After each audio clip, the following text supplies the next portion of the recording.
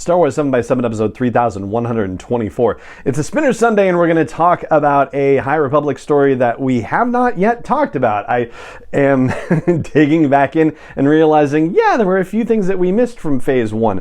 One of them is a 4-issue limited series called The Monster of Temple Peak by Cavan Scott. It was published through the IDW High Republic Adventures line, and we're going to just talk briefly about that today. Punch it.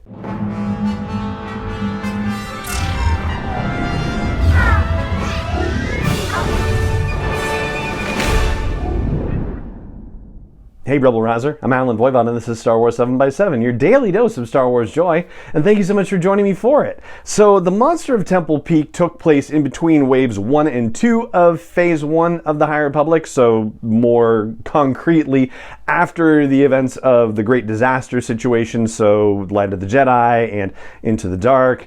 Those novels, right? But before the events of the Rising Storm, where the Republic Fair on Valo happened and that, terrible tragedy there. And the opening crawl, as it were, for this limited series positions the stories as though they are going to be a part of the Wave 1/Wave 2 storytelling. It talks about how Chancellor Lina So is preparing for the Republic Fair on Valo. And it talks about how this is to unite the galaxy, but that not every system shares the sense of unity, and that not everything is as it seems, as the Jedi turned saber for hire Ty Yorick is about to find out. So the positioning really does make it seem like we're going to tie directly into the main storytelling happening in that Phase 1 era, but I think we're probably past the point where I need to give you spoiler alerts, but here it is. There's your spoiler alert. This is not the case for that story. It ties in absolutely no way whatsoever other than having the character of Ty Yorick in it, who appears later in The Rising Storm. Now, there are two stories actually being told in The Monster of Temple Peak.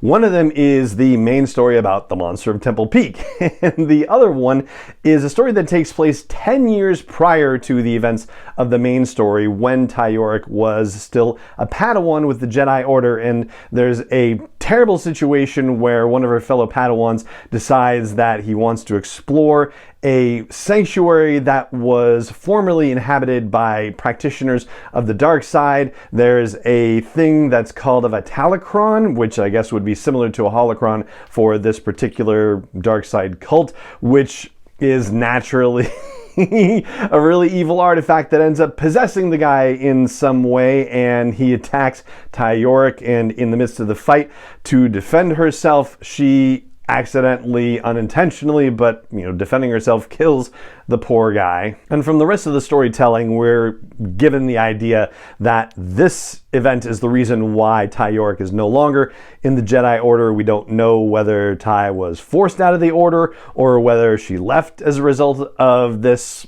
tragic incident, but be that as it may, she's not part of the Jedi Order, and instead of being a Padawan training to become Master, she is now, 10 years later, a saber for hire, and with a particular specialty, specifically being a monster hunter. As for the present day storytelling, well, in classic Star Wars fashion, we find Ty Yorick in the middle of trying to catch a Gundark alive, but having to save a random character who's fanboying / shocked and amazed for this monster hunter Jedi looking person wanting to see what happens, and puts themselves in danger's way, and the Gundark has to get killed, which the buyer of the Gundark is not happy about, but it turns out that the people who are trying to buy this thing are being hunted and arrested by Jedi at that moment, and Ty Yorick is able to get away without managing to be caught or interrogated or otherwise interact with the Jedi. And then, because of the fact that they weren't able to get paid for this job, then Ty has to get another job, which then goes off to this other planet on the galactic frontier where some monster apparently ripped through a camp of people, and it's up in a lair at the top of a thing called Temple Peak, or at least that's what the guy has named it. And the fanboy character had stowed away on Ty Yorick's ship, so is now there also, and continues to have to be saved from danger, and is a pain in Ty Yorick's side and whatnot. So naturally there is a twist with the monster, and it turns out that the people are doing very bad things, and that's as much as I think we need to say for our purposes here on the podcast.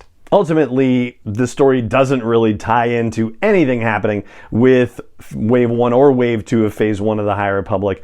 It's just introducing us to the character of Ty Yorick and giving us backstory on her before we meet her in The Rising Storm. That said, it's still an interesting story, and the twist is well done, and there are monsters including giant rock spiders, which, that kind of gives me the crawlies a little bit, but overall, yes, a well done, interesting story, and Ty Yorick is a compelling character, and it's great to get to know Ty a little bit more as a result of this story. So that is basically all you need to know about the Monster of Temple Peak, and that is going to do it for this Spinner Sunday episode of the podcast.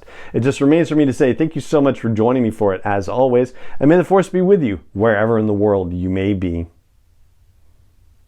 7 is not endorsed or sponsored yet by Lucasfilm Limited, Disney, or 20th Century Fox, and is intended for entertainment and information purposes only. Star Wars, the Star Wars logo, all names and pictures of Star Wars characters, vehicles, and any other Star Wars related items are registered trademarks and/or copyrights of Lucasfilm Limited, or their respective trademark and copyright holders. May the Force be with them. All original content is copyright 2021 by Star Wars 7x7. We hope you love it.